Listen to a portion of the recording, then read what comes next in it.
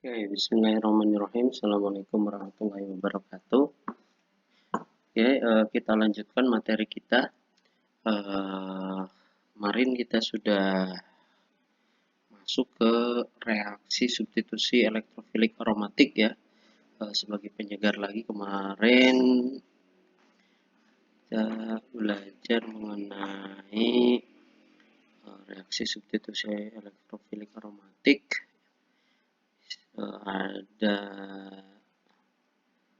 alkilasi ya, direaksikan dengan alkil halogen pakai katalisnya logam ya, Cl3 itu atau FeCl3 bisa, maka dia akan tersubstitusi ya, yang masuk yang bermuatan positif ya, R berarti yang masuk, karena Rx di sini berarti R positif, X negatif. Ingat, halogen itu atom yang sangat elektronegatif gitu ya, apalagi dibantu dengan adanya katalis. Kemudian ada yang kedua, ada halogenasi ya, XX gitu ya, halogen LCl3 yang masuk X tuh. Kemudian ada asilasi RCOX gitu ya. Nah, ini C bermuatan positif, yang masuk yang positif LCl3. Nah, ini COR itu ya, dan lain sebagainya ya. Ini hanya penyegaran saja. Nah, selanjutnya di materi kita ada yang namanya reaksi modifikasi gugus ya. Yang pertama ada reaksi oksidasi. Nah, semisal kita sudah berhasil membuat alkilasi pada benzen ya, sehingga misalnya kita punya toluena seperti ini, CH3 gitu ya, maka ini bisa dioksidasi menggunakan oksidator kuat ya, misal KMNO4, K2CR2O7 dan lain sebagainya ya, dalam katalis asam ataupun basa, maka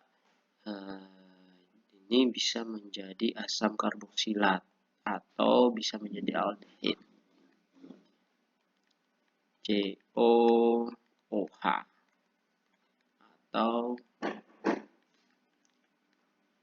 COH. Nah, itu bisa menjadi asam benzoat atau benzaldehid. Berikutnya ada reaksi reduksi ya. Misal kita punya berhasil nitrasi ya, memasukkan NO2, kemudian kita reduksi ya, pakai reduktor kuat ya, NaBH4 atau pakai Zn ya, pakai agen pereduksi.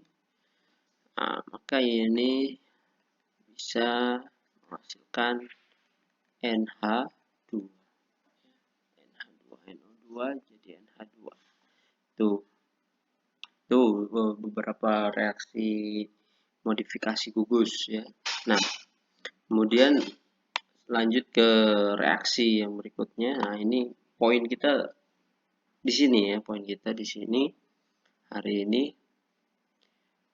ada reaksi substitusi elektrofilik aromatik yang kedua. Nah, kalau kemarin kalian kan sudah dikenalkan dengan orto metapara ya, kita ulas kembali. Misal kita punya benzen sudah tersubstitusi A gitu ya, maka di sini ini namanya posisi orto, di sini posisi meta, di sini posisi para. Walaupun kita tar ya, jangan sampai bingung. Misal A-nya di sini, maka di sini jadi orto, di sini meta, di sini para, itu ya. Ini harus jelas terlebih dahulu ini orto meta para. Nah, kemudian apa? Kemudian adalah setiap substituen yang tadi sudah kita masukkan, si A itu tadi. Ini ya. A ini ternyata akan menentukan posisi substituen berikutnya. Ini yang disebut sebagai substituen pengarah. Ada yang bisa mengarahkan ke ortopara, ada yang bisa mengarahkan ke meta. Ini bisa kalian baca ya di buku ya, ada yang merupakan senyawa substituen yang mengarah ke ortopara. Contohnya itu adalah alkil ya, R. R itu bisa CH3, C2H5 dan seterusnya ya, DST. Kemudian ada halogen. Halogen X itu Cl, Br, I gitu ya. Kemudian ada alkohol OH atau bisa juga metoksi OR ya. OR itu OCH3, OC2H5 dan seterusnya. Itu adalah yang pengarah-pengarah ortopara ya, pengarah ortopara. Nah, kemudian yang mengarah ke meta, satu lagi ya, pengarah ortopara, satu lagi itu NH2. NH2. NH2 itu pengarah ortopara. Kemudian yang pengarah meta ya. Pengarah meta itu ada NO2. NO2 itu kemudian semua karbonil ya, semua karbonil. Semua senyawa karbonil. Ya, bisa aldehid, keton ya, asam karboksilat dan turunannya. Hampir semua senyawa karbonil itu pengarah meta. Kemudian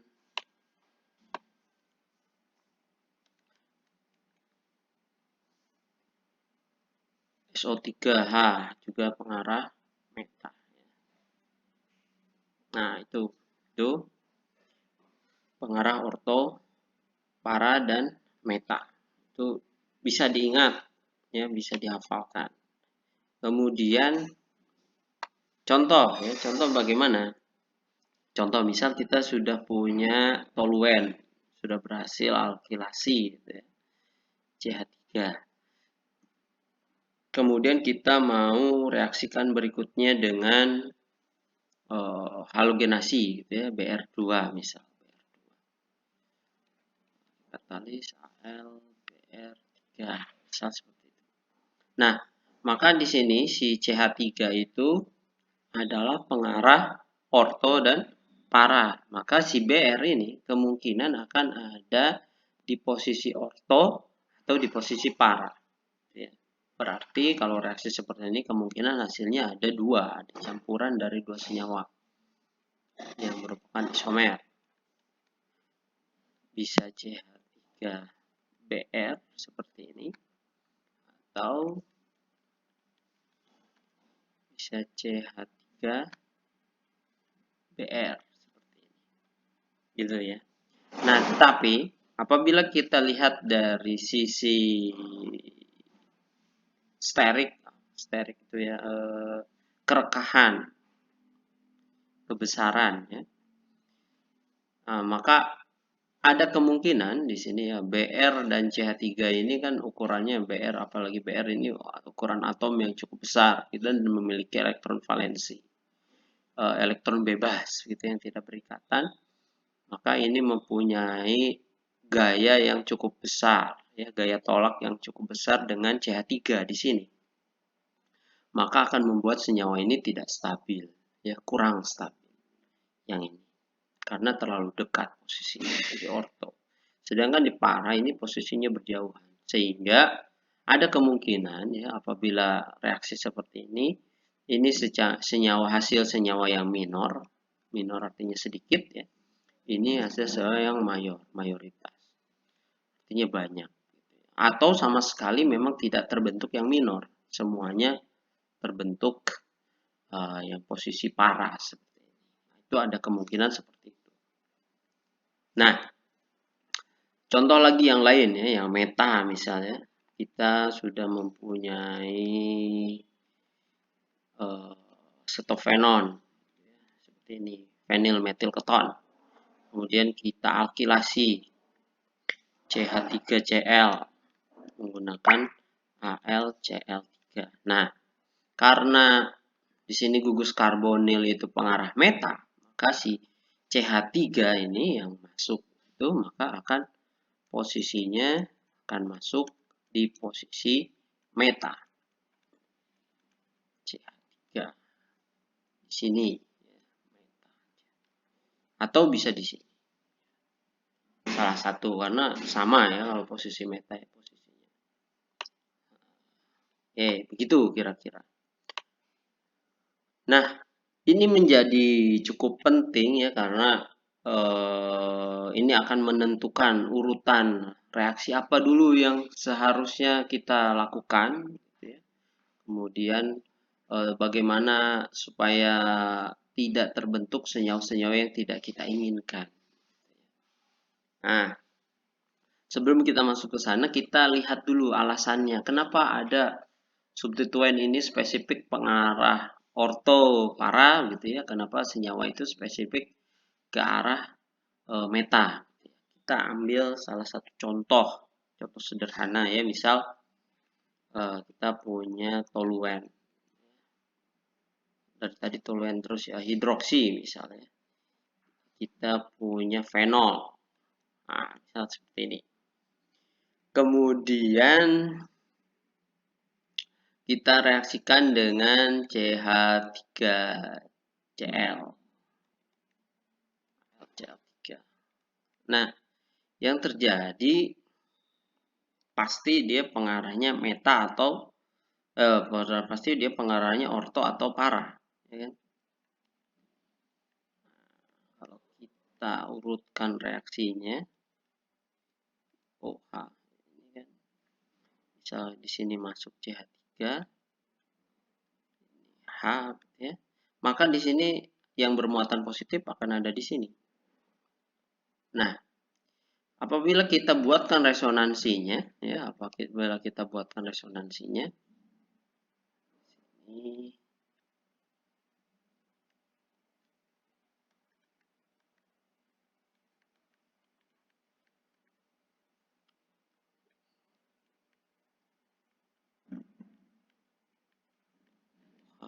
positif dan seterusnya gitu ya, maka akan di sini akan ada resonansi yang lebih panjang dibandingkan dengan meta, yaitu resonansi karena posisi positif ini ada tepat dengan pada karbon yang berikatan dengan O, sedangkan O di sini memiliki non-bonding elektron gitu ya.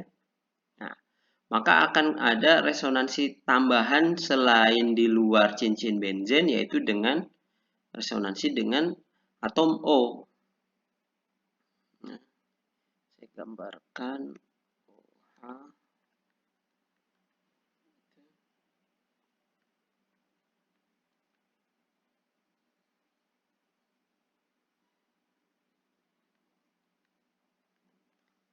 Nah, seperti itu.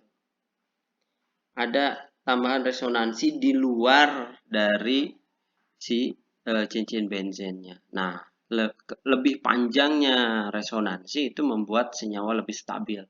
Coba kita lihat yang meta gitu ya. Apa yang terjadi apabila kita paksakan si metilnya itu ada di posisi meta. Sorry.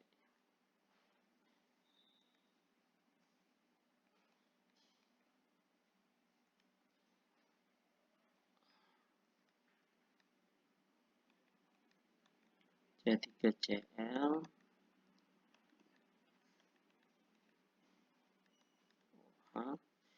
misal di sini gitu ya, CH3H, ini, maka di sini yang positif. Kalau kita buat resonansinya, resonansinya.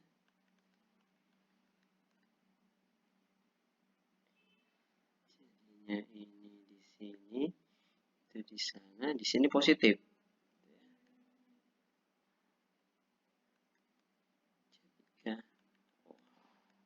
Dan pindah lagi ke sini, misal di sini. Maka yang positif di sini. Positifnya di sini. Di sini tidak positif.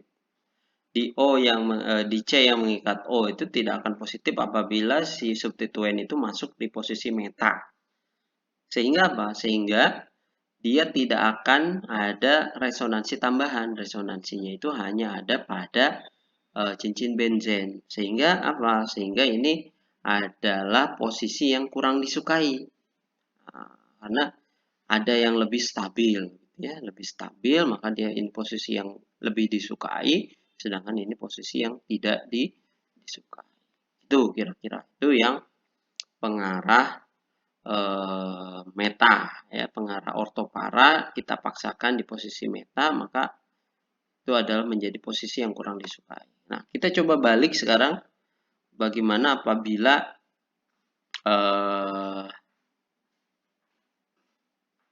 yang meta kita paksakan, ya. Tadi salah satu yang pengarah meta itu NO2, ya, misalnya NO, seperti ini. Nah, itu ya. NO2 seperti ini. N-nya bermuatan positif, ya, karena jumlah ikatan N-nya jadi terlalu banyak. Oke, NO2. Nitro, ya, nitro kita bisa reaksikan dengan CH3Cl.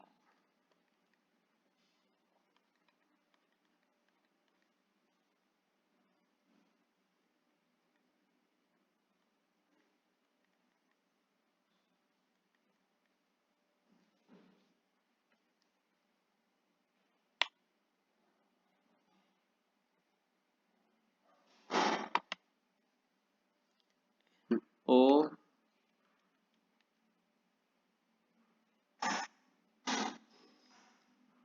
kemudian kita paksakan di posisi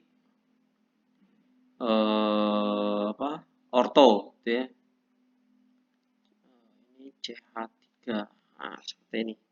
Kayak ini yang akan bermuatan positif. Nah, ini langsung ini ya, ketemu, ya. Ada positif yang berdekatan dengan positif. Karbokation berdekatan dengan N bermuatan positif. Nah, ini adalah sesuatu yang tidak disukai. Ingat, ya. Sesuatu bermuatan sama itu akan saling tolak menolak. Ada gaya tolak di sini. Sehingga apa? Sehingga ini adalah posisi yang kurang disukai apabila dia berada di posisi orto ataupun para. Nanti akan ada resonansi yang berada di posisi C positif yang berikatan dengan N positif. Sedangkan apabila posisinya di meta,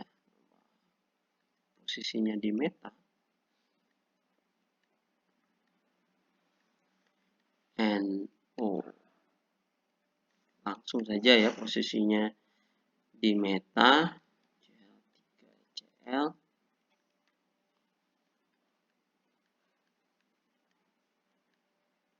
NO,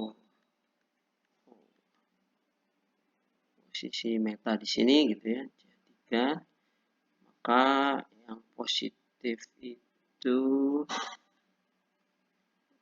di sini. Nah, di luar. Seperti ini.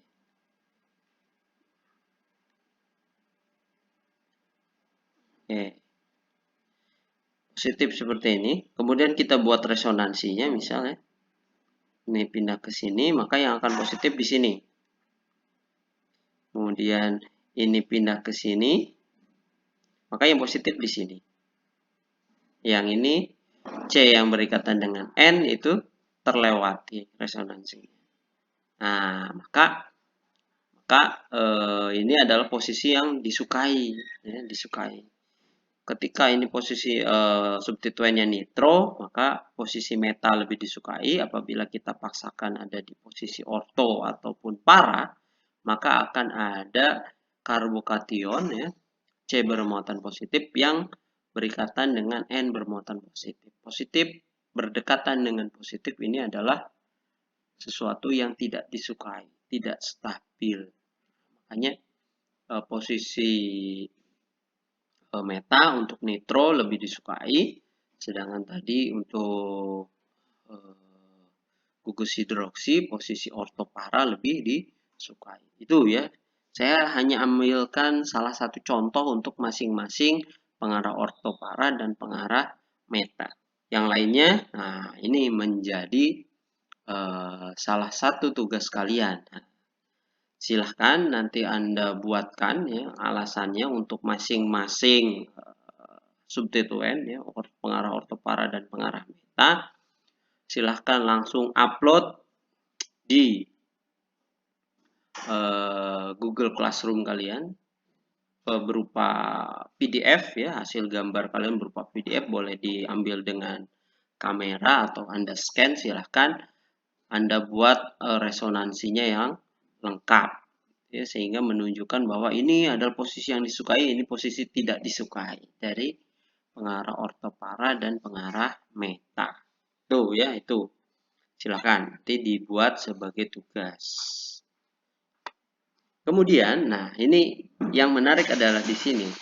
Yang menarik adalah di sini. Misal kita punya keinginan membuat apa ya, trinitrotoluen ya, ini ya, sensitif ini ya, TNT, trinitrotoluen. Trinitrotoluen strukturnya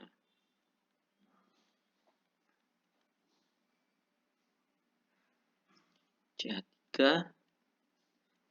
NO2 NO2 NO2. Seperti ini. Trinitrotoluen. Nah, bagaimana cara membuatnya apabila kita hanya memiliki benzen sebagai material awal? Nah, kalau kita pikirkan seperti ini, ya, yang harus kita analisis adalah substituen yang ada pada benzen ini. Substituennya ada dua jenis, yaitu nitro dan metil, ya, alkil dan nitro. Nah, kita terpikirkan reaksi yang mungkin berarti reaksi alkilasi dan nitrasi gitu ya. Tetapi urutannya itu juga harus tepat. Pertama kita harus lihat si alkil itu pengarah apa, si nitro itu pengarah apa. Misal kita lihat nitro dulu ya, nitro NO2 itu pengarah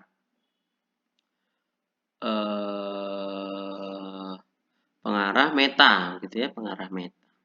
Apabila kita masukkan nitro terlebih dahulu ya, nitrasi terlebih dahulu, maka substituen yang ada pada posisi orto dan para dari nitro itu maka tidak akan bisa dimasukkan.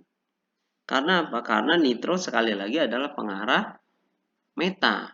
Jadi hanya yang ada di posisi meta saja yang bisa dimasukkan. Kita coba Kak, kita coba. Kita benzen, kita reaksikan dengan HNO3, ke katalis H2SO4, maka yang terjadi adalah nitro NO2.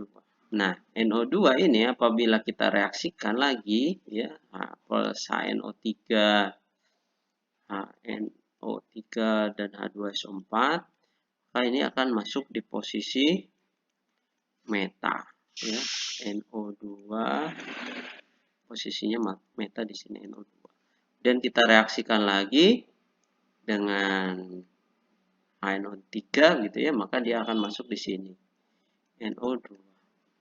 Nah, apabila sudah seperti itu, sudah penuh di posisi meta antar nitro ini, apabila kita reaksikan metilasi gitu ya, plus CH3Cl, ini tidak akan bereaksi. Kenapa? Karena posisi meta dari nitro semuanya sudah penuh. Nitro ini metanya di sini. Nitro ini metanya di sini dan di sini. Nitro ini metanya itu dan itu. Gitu ya. Maka ini tidak akan bereaksi sehingga apa? Senyawa target kita tidak akan kita dapatkan apabila urutannya nitrasi dulu. Tetapi coba kita lihat apabila urutan reaksinya adalah metilasi dulu, alkilasi dulu, ya, metilasi.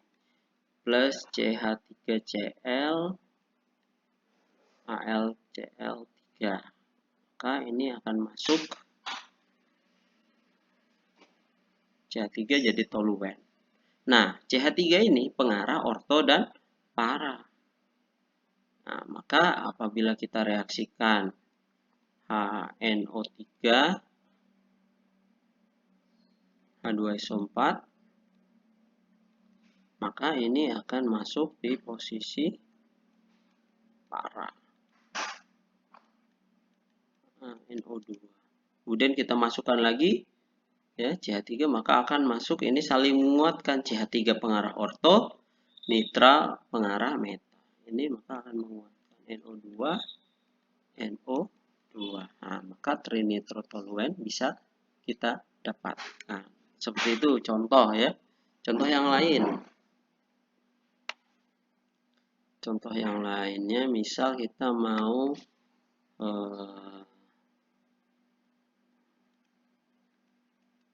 membuat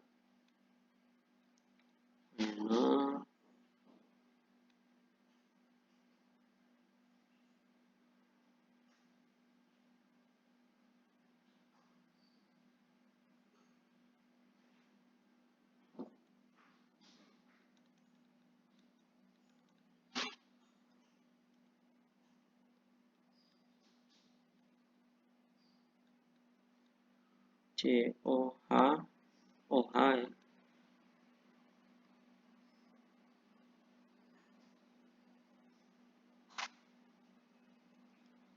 R. Nah, seperti ini. Misal kita mau membuat bromobenzoat, para bromobenzoat. Misal, ya. Kita lihat bromo dulu. Bromo itu ada di pengarah orto para. Sedangkan asam benzoat, ya, asam benzoat itu adalah pengarah meta. Ya. Maka kita harus melihat dulu reaksi apa yang harus kita lakukan. Seperti ini misal yang pertama kita misal mau brominasi dulu ya. Plus BR2 AlBr3. Maka masuk BR. Kemudian BR ini pengarah orto dan para. Nah, reaksi berikutnya apa? Apakah kita bisa langsung memasukkan gugus asam karboksilat? Itu kan tidak bisa, tidak ada karboksilasi gitu ya. Yang ada itu untuk membuat asam karboksilat kita harus memasukkan gugus apa dulu? Alkil, metil. BR kita masukkan dengan CH3Cl misalnya. AlCl3. Nah, baru itu kita bisa masuk R ini nanti masuk posisi alkil di posisi para. Kenapa di posisi para? Ingat tadi ya. Di posisi orto memungkinkan, tetapi produknya pasti minor karena ada efek sterik itu tadi ya. Nah, sedangkan di posisi para karena berjauhan, nah itu menjadi mayor. Nah, baru kemudian setelah jadi CH3, nah, baru ada reaksi modifikasi struktur. BR CH3 menggunakan oksidator kuat KMN4. N4 dengan katalis basa. Nah, maka ini bisa menjadi BRC COOH ya. COOH. Nah, bisa seperti itu ya. Kalau urutan reaksinya keliru ya, modifikasi struktur dulu, COH nanti kan masuknya di posisi meta. Jadi tidak kita dapatkan hasil yang kita inginkan. Itu ya. Kemudian ini satu lagi untuk tugas kalian ya, untuk latihan kalian di rumah. Disilahkan kalian buat ya, urutan reaksi. Oh, ada satu lagi yang terlewat ya. Ada satu lagi yang terlewat, reaksi yang cukup penting adalah reaksi melewati garam diazonium. Ini salah satu reaksi penting. Misal kita sudah punya NH2 gitu ya. NH2 ini berarti nitrasi, kemudian direduksi menjadi amina. Ya. NH2 ini apabila kita reaksikan dengan natrium nitrit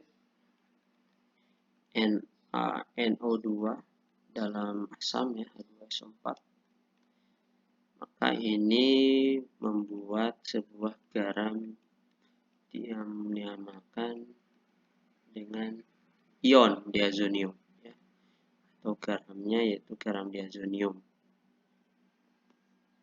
Nah, ini Na. Nah, kalau dengan Na ini kan garam diazonium.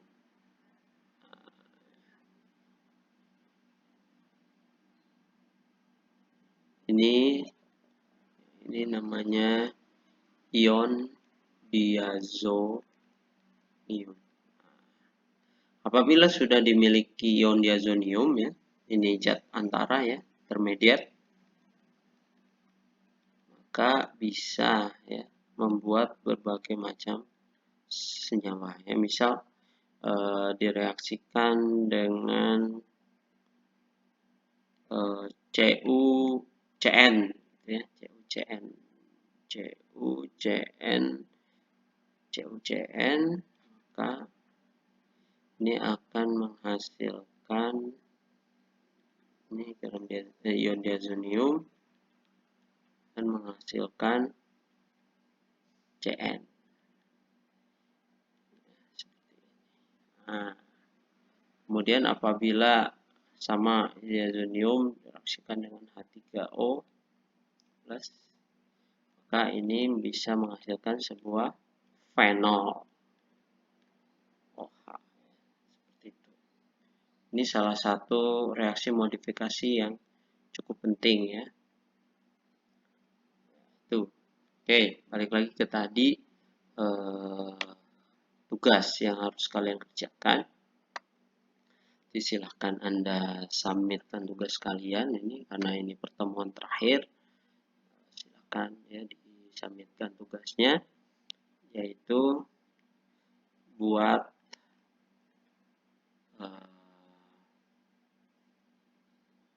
urutan reaksi pembuatan senyawa.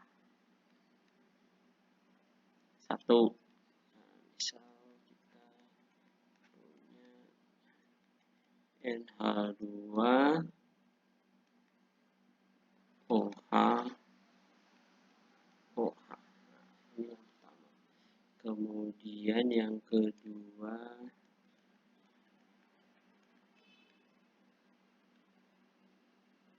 COCH3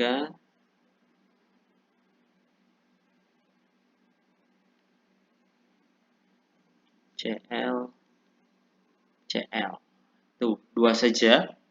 Silahkan nanti Anda buat ya urutan reaksinya ya. Ini semuanya material awalnya dari benzen ya, dari benzen. Urutkan reaksi substitusi elektrofilik. Yang pertama bagaimana, apakah membutuhkan modifikasi gugus, kemudian urutannya seperti apa. Silahkan Anda tuliskan ya. Boleh disertakan penjelasannya. kemudian nanti di scan atau di capture menggunakan kamera, dibuat PDF, kemudian boleh nanti di upload di assignment yang saya buat, gitu ya. Itu saya kira untuk pertemuan kita hari ini. Apabila nanti ada pertanyaan, silakan Anda tuliskan pertanyaan Anda di kolom komentar di YouTube. Terima kasih. Assalamualaikum warahmatullahi wabarakatuh.